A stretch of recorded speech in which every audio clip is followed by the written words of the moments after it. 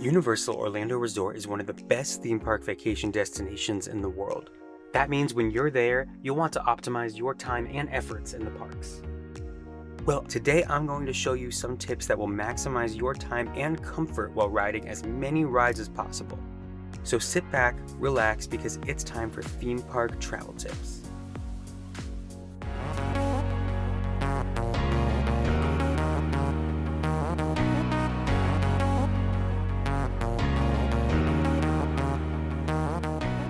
This first tip is actually my favorite amongst all of these, and that is to make a reservation at Mythos for lunch, preferably between 1 to 2 p.m. when it's most crowded. Now, let me explain thoroughly why you need to do this. Sometimes the quick service restaurants are not the fastest. For example, you can see here, even on a Monday in March, the Three Broomsticks in Hogsmeade is at a 45-minute wait, and half of that wait is outside. So even if you're using mobile ordering, which most places require now, you will often still get caught in a wait. I myself have waited in a 30+ minute line at Circus McGurkus, and it was not a fun time. If you've had a positive experience at Circus McGurkus, or any quick service for that matter, drop a comment and let me know, because I would love to hear about positive quick service interactions. Additionally, the quick service food tastes fine, but at the end of the day, it is theme park food. Except for the Three Broomsticks, I would say that's a step above theme park food. But instead, why not have a dedicated time you're going to eat without having to wait outside, and have food specially prepared just for you, all while sitting in air conditioning? That's what you're going to get when you make a reservation in advance for Mythos. Oh, and the best part, these prices are extremely manageable. This Mythos signature lamb burger with fries is $18, just over $1 more than this bacon cheeseburger combo for $16.79. As you can see, the bang for your buck is much higher at Mythos. Trust me, a meal at Mythos and the freedom to relax will be one of the highlights of your day. Oh, and you can make a reservation all the way up to 6 months in advance. Before we move to tip number 2, I need to tell you this video is brought to you by likes. That's right, if you could go ahead and hit that like button for the YouTube algorithm, I would really appreciate it, as these videos take a fair amount of time to make, and I'm always working to get you the most up-to-date information. Thanks so much, and let's move on. This second tip you're going to find really handy.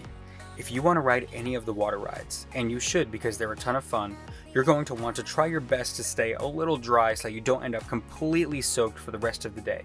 Well, here's the solution. Bring your own poncho. That's right, just swing by the Walgreens across the street from Universal on Kirkman, and they sell ponchos for just a few bucks. They pack really flat too, so they're hardly a burden to bring.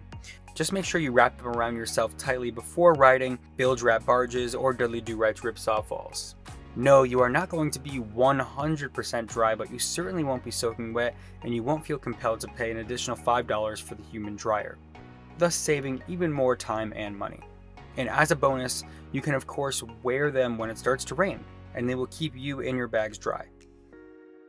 Speaking of bags, this is going to come as a shock to you, but lockers are not free for water rides, even though they are free for the roller coasters. It's kind of sneaky, but that's because technically your personal belongings are allowed on the ride, so the lockers are there for your convenience. There's a center compartment for your bags on bilge wrap barges, but that does not mean they are staying 100% dry. The lockers for the water rides cost $4 for the duration of the posted wait time, plus $3 per half hour, up to $20 max. If you've been to Universal in the past 9 months, you may already know this one, but it's now an integral part of having a great day, so I have to include it, otherwise I would be doing you a disservice. Tip number 3 is to download the Universal app and use it to make virtual line reservations. Of course, you want to download it ahead of time if you don't already have it, to avoid using data, if that applies to you, and to ensure you have space on your phone. Then, when you're in the park, you can make your virtual line reservation for Hagrid's Magical Creatures motorbike adventure. Of course, I advise going before park opening to make this reservation. If you don't get the reservation first thing in the morning, don't worry, there will be other chances throughout the day, so be sure to set your alarm to remind yourself for the next time to check back. Additionally, you'll want to take this opportunity to load your credit card information when you download the app, so you can make quick service food purchases without hassle in the park. Consider this your backup plan if you forget to make that Mythos reservation. Speaking of food, of course you need to know what you may bring into the park. You are allowed to bring a water bottle with ice, anything up to 2 liters.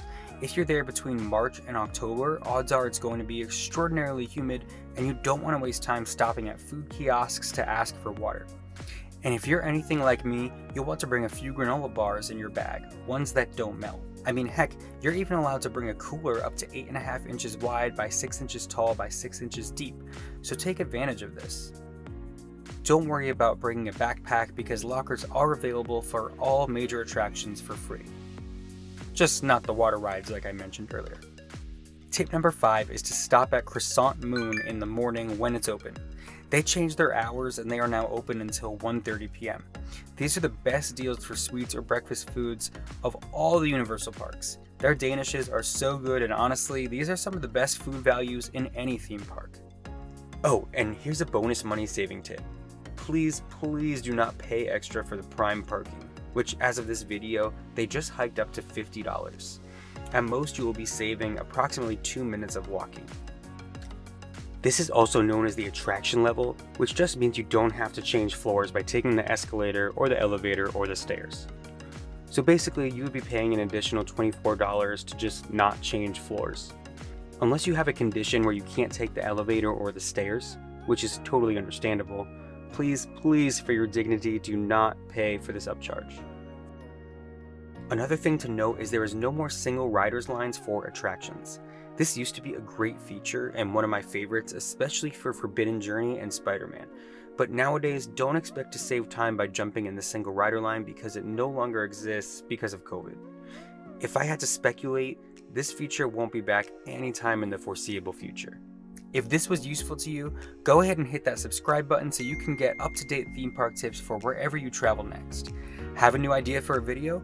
Drop a comment and it just might happen. Have fun, be well, and see you next time on Theme Park Travel Tips.